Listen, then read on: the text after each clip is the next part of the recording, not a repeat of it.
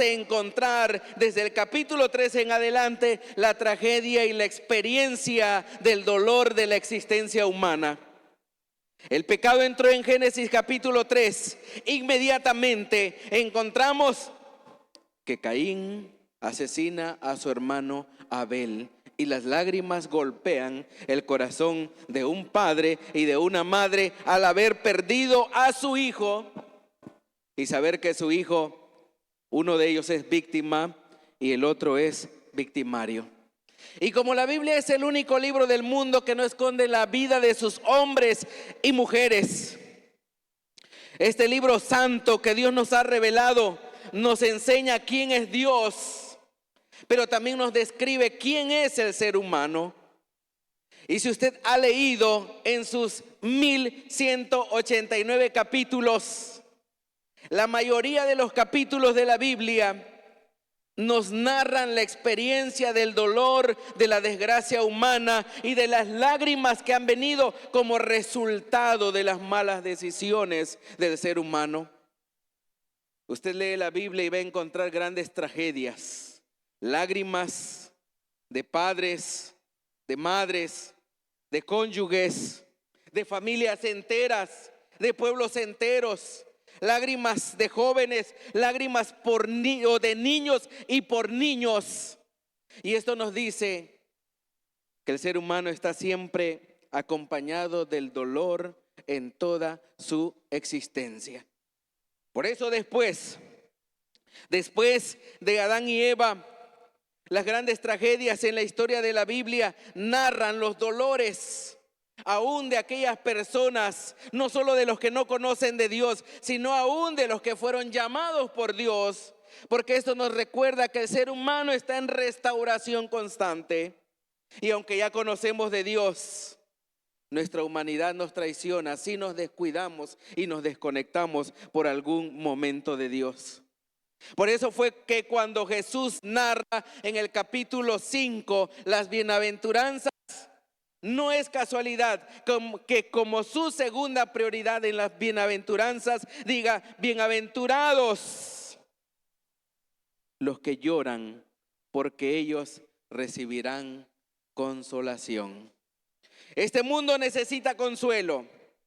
A donde usted voltee a ver, se va a dar cuenta que el dolor está a flor de piel en la existencia del ser humano. Ninguno de nosotros, de los que estamos aquí, nacimos en pañales de seda. Es decir, a todos nos ha ido mal y tenemos historias en nuestra mente y en nuestro corazón acerca del dolor que nos generaron aún las personas que pretendían amarnos más. Y las heridas más graves de nuestra alma son aquellas que fueron generadas por quienes deberían estar allí para protegernos y cuidarnos. Recuerden, estamos en un mundo caído y aún las personas con buenas intenciones terminan dañando de manera consciente e inconscientes quienes están al lado de él. Afortunados los que están tristes, porque Dios los consolará. Eso es lo que nos mencionaba la bienaventuranza segunda del Evangelio de Mateo, capítulo 5, versículo 4. Las bienaventuranzas que se incluyen en el Sermón del Monte, en los capítulos que les había mencionado, son la cartilla de identidad del cristiano. Pensemos que viniera alguien de otro planeta, un ser de otro planeta, que no ha convivido con seres humanos, y le dieran a leer estos 3 capítulos conocidos como el Sermón del Monte y que inician con las bienaventuranzas, él tendría la descripción exacta de lo que es un ser humano de acuerdo a la imagen de Dios. Lea usted estos 3 capítulos del Sermón del Monte. Si lo que Jesús menciona allí, si su vida va a la par de lo que Jesús menciona allí, usted es un excelente cristiano. Pero si su vida y su conducta no concuerdan con lo que se mencionan en esos 3 capítulos, quiere decir que usted está en un proceso de formación. No es perfecto, pero está caminando a la perfección cristiana. El Sermón del Monte es el código de ética, el código de conducta que Jesús espera de sus discípulos. Es el ideal de Dios. Pero Jesús describe a partir de las bienaventuranzas y nos dice que no es fácil ser hijo de Dios en un mundo caído, en un mundo de dolor, pero también nos dice que no es imposible, porque para Dios todo es posible y para los hijos de Dios también. Jesús nos modeló el camino.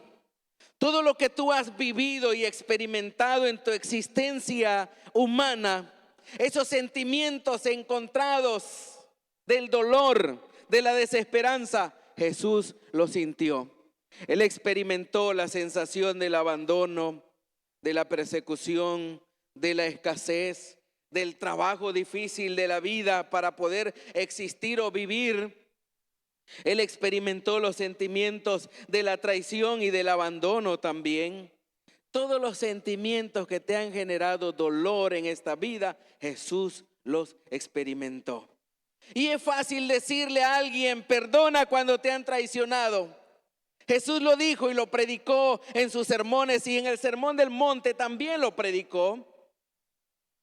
Pero qué difícil es demostrar que podemos perdonar a quienes nos han traicionado.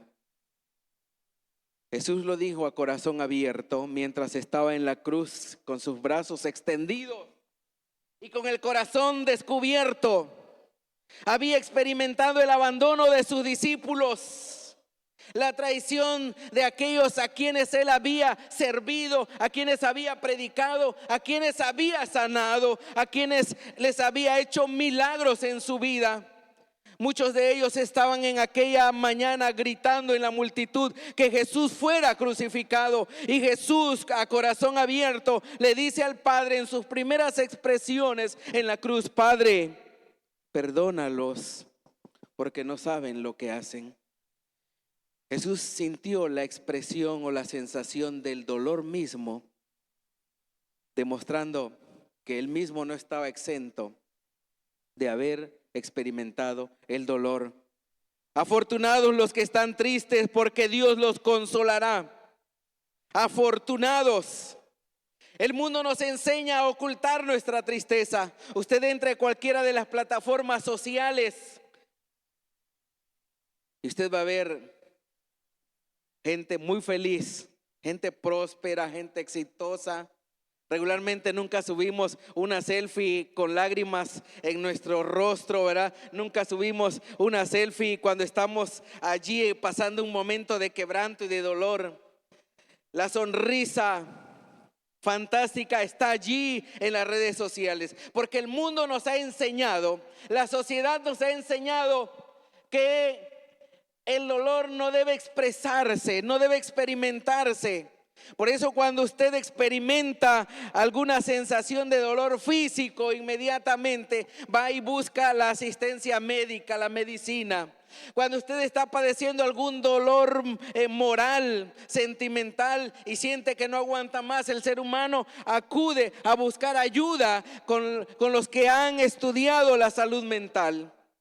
El ser humano trata de aliviar el dolor porque pareciera ser que rechazamos el dolor, ocultamos el dolor. Eso es lo que nos ha enseñado este mundo, a esconder el dolor, a disfrazarlo con sonrisas plásticas, con una imagen de éxito, una imagen de prosperidad. Regularmente también como cristianos tenemos esa tendencia, ¿verdad? Ocultar lo que vivimos y lo que experimentamos. Pero Jesús nos dice que la tristeza, el dolor, las lágrimas son parte de la existencia humana. Es algo que nos va a acompañar día a día, sencillamente porque vivimos en un mundo caído. y que el dolor que experimenta el ser humano es el terreno fértil que Dios está esperando para hacer renacer la pobreza. ¿Alguien de ustedes en algún momento le ha dicho al Señor: cámbiame, transfórmame, úsame? Dios va a permitir, porque vivimos en un mundo caído, Dios va a permitir alguna crisis, va a permitir que experimentes algún dolor, porque la crisis es el instrumento que Dios utiliza para transformarnos. Vea usted que en el mundo material, las cosas materiales o físicas, cuando se quiebran, valen menos. Si por accidente el músico dejara caer este instrumento y se rompiera, pero siguiera tocando, no quedaran dañadas sus teclas, pero que ya estuviera roto en alguna parte y él quisiera venderlo al mismo costo que lo compró de nuevo, y aunque dijera: mira, te vendo este teclado, todavía toca muy bien, está perfecto, solamente daños estéticos, ¿usted cree que este aparato va a valer lo mismo? En el mundo material, las cosas que se quiebran por el dolor, por un impacto, por un accidente, pierden su valor, se devalúan. Pero en el mundo espiritual, las personas que son quebrantadas, que son en el plan y el proyecto de Dios, las personas que son quebradas por una crisis, por un dolor, por un sufrimiento, aquellas personas que derraman lágrimas delante de la presencia del Señor, en el mundo espiritual, las personas que pertenecen al reino de Dios y son quebradas por el dolor y por las lágrimas, no se devalúan, al contrario, elevan su valor hacia Dios.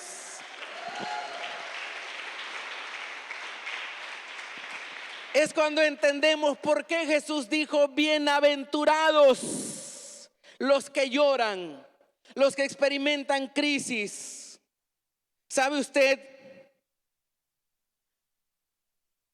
Somos seres humanos y no podemos evadir el dolor. Pero Jesús dijo que Él enviaría a un consolador. En Juan, el Evangelio de Juan nos recuerda, el Evangelio de Juan 14:6, 14:16, Jesús dijo a sus discípulos: les conviene que yo me vaya. No siempre voy a estar con ustedes físicamente. Les conviene como que me vaya, porque cuando yo me vaya, el Padre va a enviar a otro consolador que estará con ustedes todos los días de su vida, y ese consolador es el Espíritu Santo. Aun cuando sientas que en tu dolor nadie te acompaña, ahí está Jesús intercediendo al Padre por tu vida. Y ahí está el Padre enviando al Consolador, al Espíritu Santo, al Paracletos, para que esté contigo.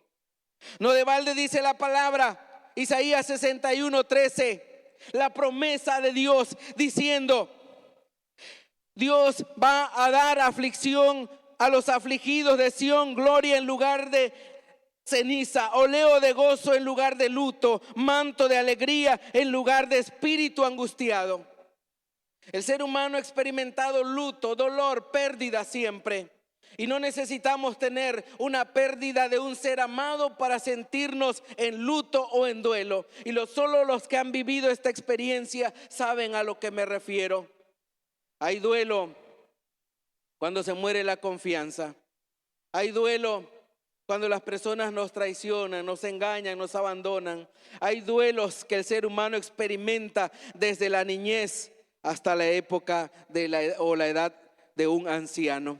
El ser humano siempre va a experimentar dolor. Y cuando Jesús habló acerca de los que lloran, que serán consolados, bienaventurados los que están viviendo tiempos de luto, de pérdidas materiales, físicas o emocionales, porque ellos recibirán el consuelo del Señor. Jesús está hablándonos y recordándonos que Dios usa el dolor humano para transformarnos, que Dios no desprecia el llanto de las personas, que Él en medio de su reino está llamándonos a ser personas reales, sinceras, que podamos experimentar nuestras emociones. A Dios no le molesta cuando tú vienes al altar a derramar lágrimas. ¿Sabe? En este mundo tratamos de evadir el dolor y especialmente los varones somos más reacios a demostrar nuestros sentimientos. He estado en muchos funerales y me impresiona y me impacta que muchos varones, especialmente cuando es el esposo, no derraman una sola lágrima porque luchamos con esa formación humana que hemos recibido. Lo que Dios desea es que cuando algo atormenta nuestra alma y nuestro corazón, vengamos a expresar en nuestro corazón el dolor.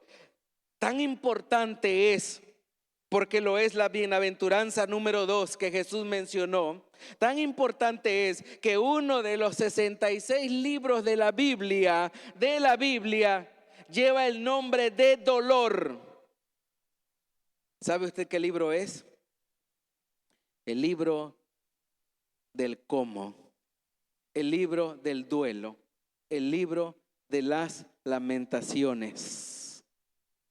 Nos enseña a expresar el dolor, aun cuando sintamos que Dios no nos escucha, aun cuando sintamos que lo que le pedimos a Dios no viene en una respuesta hacia nosotros, porque de pronto más pedimos a Dios que calme el dolor y el dolor se acelera. Lea usted el libro de Lamentaciones para poder sacar ese dolor que experimentamos como personas.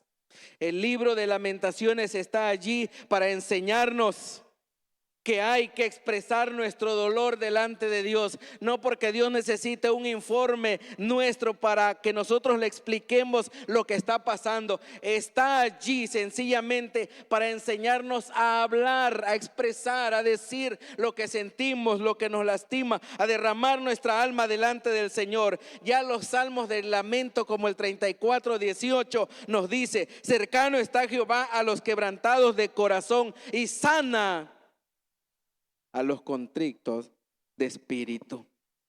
El otro salmo es el salmo número 58:8, que dice así: tú llevas la cuenta de mis heridas o de mis huidas, pon mis lágrimas en tu redoma. El salmista vivía tiempos similares a los que hemos vivido. Y una manera de mantener su espiritualidad era siempre venir a la presencia de Dios y expresarle nuestro dolor acompañados con lágrimas. Esas lágrimas que quedan reprimidas en nosotros deben ser expuestas delante de la presencia del Señor. El altar siempre está abierto para que el alma angustiada del pueblo del Señor venga, porque cuando el alma viene a buscar a Dios en quebranto, es ahí donde sucede el milagro. Cuando no huimos a nuestra realidad. No somos robots, somos seres humanos con sentimientos, con emociones. No somos ángeles, somos seres humanos de carne y hueso que experimentamos el dolor de la tragedia humana.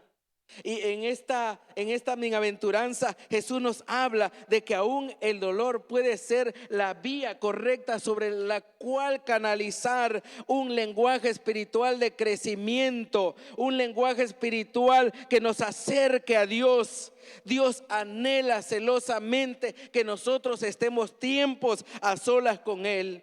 Y vea usted, la iglesia es el único lugar del mundo donde tú puedes venir a llorar abiertamente sin que nadie se acerque diciéndote: ¿qué te pasa? ¿Estás bien? ¿Te sientes bien? ¿Te llevo al médico? ¿Verdad que aquí no sucede eso? Usted llora en cualquier parte, en el parque, en el transporte público, y alguien se va a acercar: oye, ¿estás bien? ¿Necesitas algo? Llamo una ambulancia, te llevo al médico. Este es el lugar donde nuestra alma puede encontrar consuelo de Dios a través de nuestro quebrantamiento en el altar. Por eso, cuando tenga usted la oportunidad de venir al altar para ser ministrado, no desaproveche esa oportunidad que su alma estaba esperando ansiosamente. En Juan 11:35 encontramos la expresión humana de Jesús. Jesús enfrenta el duelo de la pérdida de un ser querido y amado. Lázaro ha muerto. Es la noticia que le mandan a Jesús. Él llega tarde, algunos días después. El reclamo de las hermanas de Lázaro es: si hubieras estado aquí, mi hermano no habría muerto. Intencionalmente, Jesús en algún momento llega tarde o responde tarde a nuestras oraciones. Pero nada está fuera del plan de Dios. Recuerda, Él tiene tu historia en sus manos y nada se sale de control. Aunque han pasado días de la muerte de Lázaro, Jesús no llega tarde. En el tiempo de Dios, Él siempre está presente. Sí, en el kairos de Dios, Él sabe cómo hacer las cosas mejor. Aunque haya preguntas que no tengan respuestas cuando tenemos un duelo, le preguntamos a Dios: ¿por qué yo? ¿Por qué ahora? Es necesario que hagamos esas preguntas. Lea el libro de Lamentaciones. Tenemos que expresar nuestro dolor. Marcos es un amigo con quien estudiamos en la misma escuela para formación de pastores. Él se había casado después de 2 años, pudieron tener con su esposa una niña, la primogénita, pero una noche la niña empezó a sentirse mal y para la madrugada la niña había muerto en manos del médico. Recuerdo que cuando nos avisaron y acompañamos a ese funeral, vi a mi amigo Marcos en el altar quebrado, golpeando el altar fuerte, y le gritaba a Dios: ¿por qué así, Dios? Y recuerdo que él le decía en medio de su dolor: ¿por qué me pagas así cuando te he servido? Marcos estaba no en su plano de pastor, estaba en su plano humano, expresando lo que no podemos entender en ese momento. Recuerdo que algunos amigos se acercaron y trataron de calmarlo y decirle: tranquilo, tranquilo Marcos, no te olvides que eres pastor. Pero otros se acercaron y le dijeron: amigo, expresa a Dios tu dolor, derrama tu lágrima ahora que te sientes así, para que seas liberado, para que ese dolor no se quede allí. Dile a Dios lo que tengas que decirle, porque Él te va a ministrar aún aquello de lo cual no comprendes y no entiendes. Eclesiastés 3 nos dice: todo tiene su tiempo. Hay tiempo de reír, hay que gozarse, hay que celebrar, pero también existen tiempos de llorar. ¿Y qué es lo que hay que hacer en ese tiempo? Llorar, no negar nuestro dolor, llorar y abrir nuestro corazón, pero derramarlo delante de la presencia de Dios. Este es el mejor lugar donde podría ser ministrado, porque Jesús llega hasta la tumba de Lázaro y Juan 11:35 nos dice: Jesús lloró. Esa frase o ese versículo, algunos mencionan, demuestra la parte humana de Jesús, y podríamos describir a Jesús desde su plano humano. Jesús lloró. Es un ser humano auténtico. Según de Corintios 7:10, el apóstol Pablo describió lo siguiente: hay un dolor, hay una tristeza que viene del mundo que produce muerte, pero hay un dolor, una tristeza que genera lágrimas que origina vida y vida espiritual. La tristeza de este mundo es para muerte. La tristeza que Dios permite a sus hijos es para arrepentimiento, es para victoria, es para transformación. ¿Por qué la gente se suicida? Porque siente que ya no soporta el dolor, porque siente que estorba en este mundo, que nadie los comprende, que nadie los escucha, que nadie les atiende. sienten que están de más en este mundo? ¿Por qué muchas personas llegan a tomar la decisión de quitarse la vida a ellos mismos? Por una sola razón: no abrieron su corazón, no expresaron lo que pensaban. Porque cuando expresamos los sentimientos que nos causan dolor, nos liberamos, entregamos al Señor esa carga. Y la palabra del Señor dice que echemos toda nuestra ansiedad sobre nosotros, Señor, porque Él tiene cuidado de nosotros. Y esto tenemos que hacerlo en el altar. Esto tenemos que hacerlo en el altar.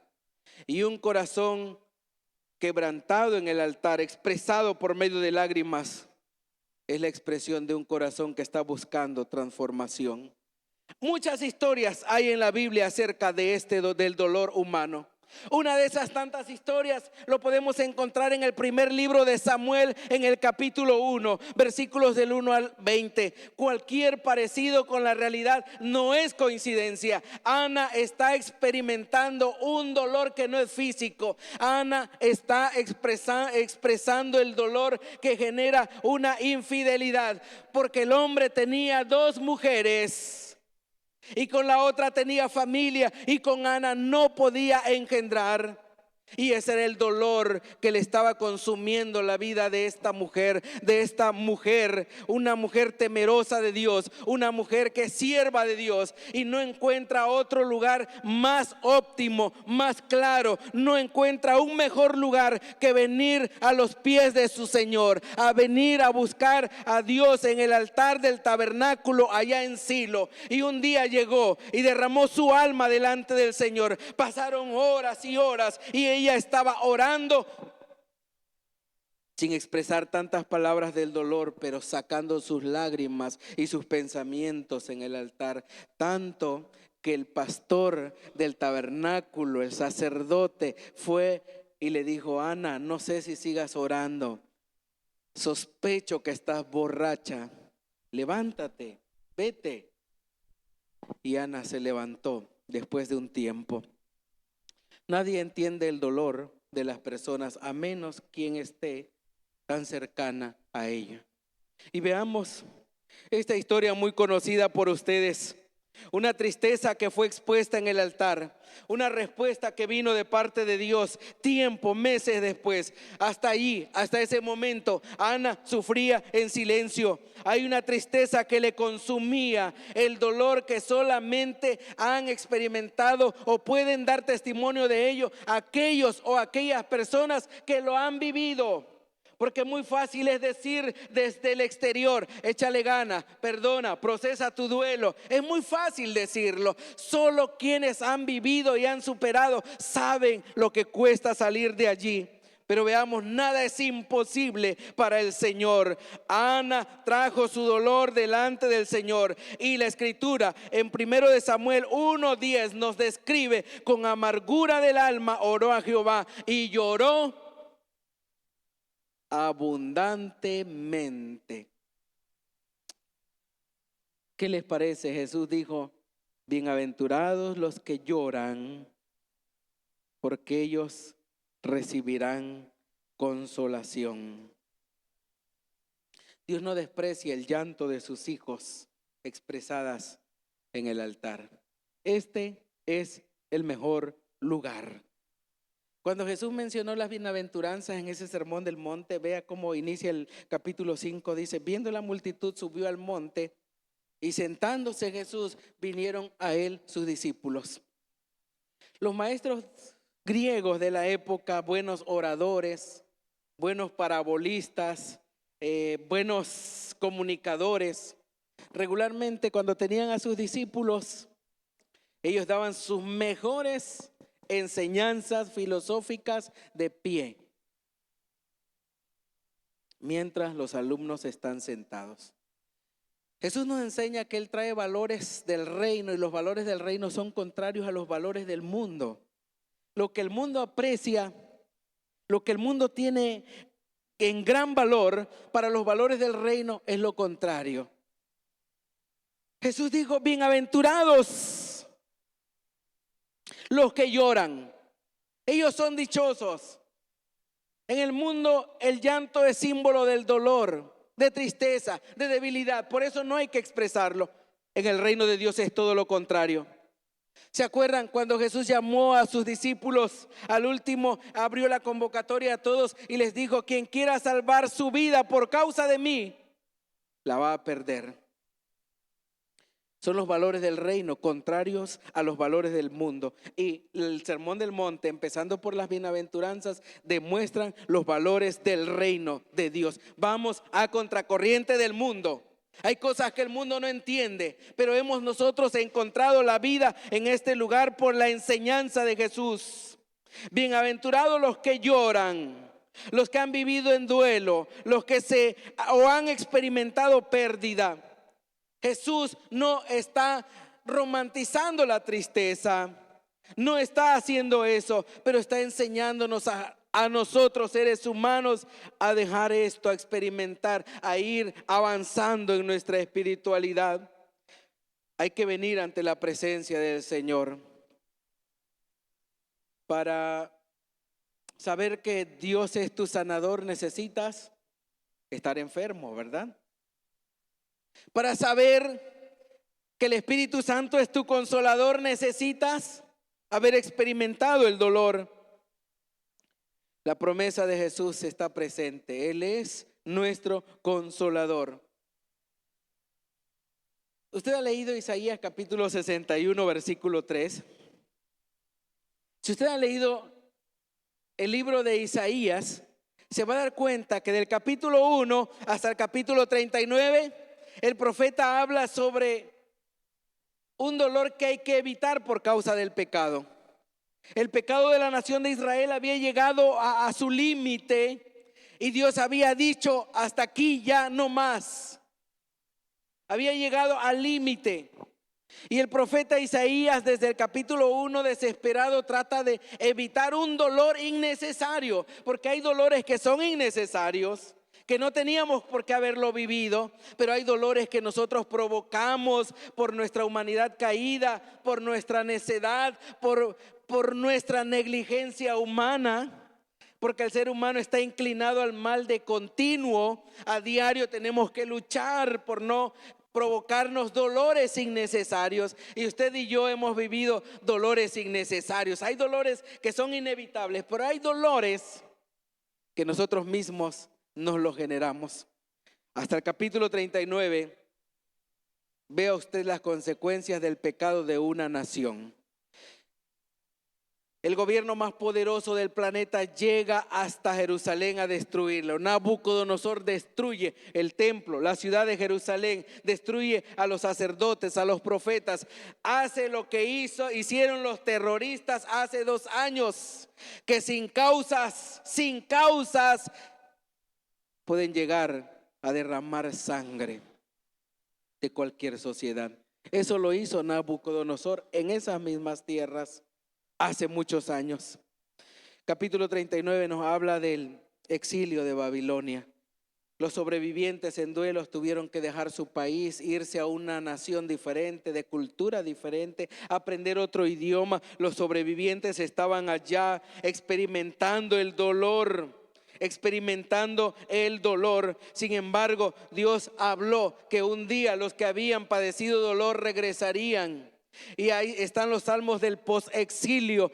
Uno de ellos nos dice: cuando Jehová haga volver la cautividad de Sión, seremos como los que sueñan. Nuestra boca se llenará de risa, nuestra lengua de alabanza. Las naciones entonces dirán: grandes cosas ha hecho Jehová. El Salmo 30:11 nos dice: entonces diremos que Dios ha cambiado nuestro lamento en baile, porque Él desatará el cilicio y nos ceñirá de alegría. Y en Juan 16:20, la promesa y la palabra del Señor nos dice: tu tristeza se convertirá en gozo. Toma esa palabra, recibe esa palabra. El dolor no es el final, es parte del proceso. Es la tierra fértil para que Dios genere cambios en tu vida. ¿Has escuchado la historia de Jacob? aquel anciano que gran parte de su vida vivió el dolor que viven las madres de los desaparecidos en México, de no haber encontrado el cadáver de su hijo y la desesperación de la búsqueda hasta encontrar y tener un lugar donde llorar, donde llorarle a sus muertos. Esa experiencia la vivió Jacob. Un día sus hijos le dijeron: no encontramos a Jacob, aquí está su túnica manchada de sangre, revolcada, alguna bestia salvaje lo ha de haber devorado y se lo llevó y no encontramos su cuerpo. Años de su vejez, él la vivió con lágrimas. Y él había pensado que habría de descender al sepulcro con dolor de no haber encontrado el cuerpo de su hijo José. Años después llegó la noticia: José está en Egipto, está vivo.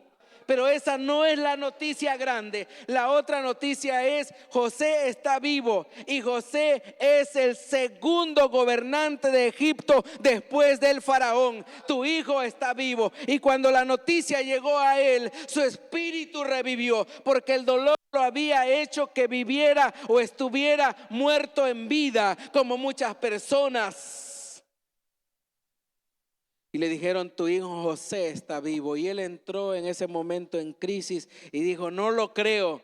No creo que eso sea posible después de tantos años. Pero cuando vio que los caballos, que los carruajes del faraón habían llegado para llevárselo, él se levantó de su duelo y dijo: ya es tiempo, ya basta. Hoy dejo este manto de dolor, de luto, me despierto, me levanto, unjo mi cabeza, lavo mi rostro y voy a Egipto, porque voy a encontrarme con mi hijo que está en Egipto y está hoy gobernando. Esa historia está en Génesis 45 del 26 al 28, que usted lo va a leer y vea y deje que cuando usted lea ese pasaje, la palabra del Señor lea su vida y ministre cualquier dolor que haya estado allí detenido por mucho tiempo.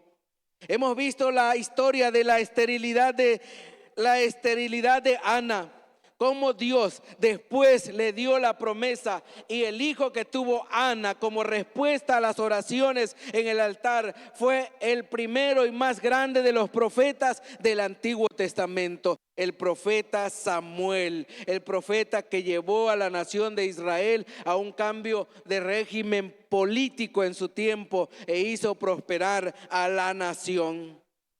Isaías 35:10 nos habla lo siguiente: aunque haya una nación que esté viviendo un duelo por el exilio, volverán los redimidos del Señor. Los redimidos volverán con un cántico eterno sobre sus cabezas.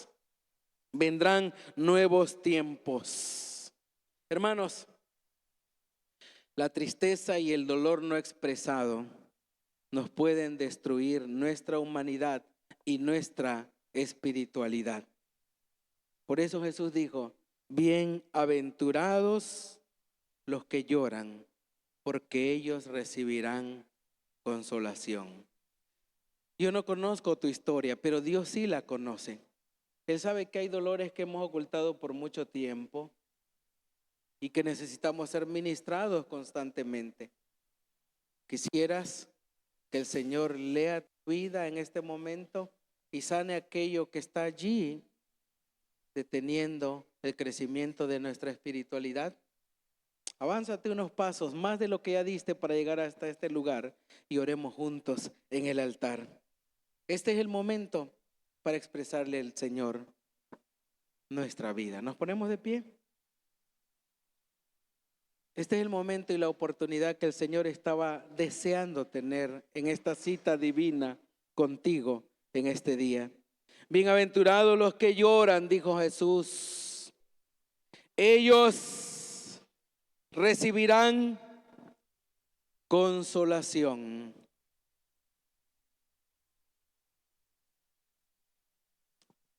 ¿Gustas acercarte al altar y decirle al Señor: tú conoces mi vida, estoy aquí para ser transformado? Este es el momento clave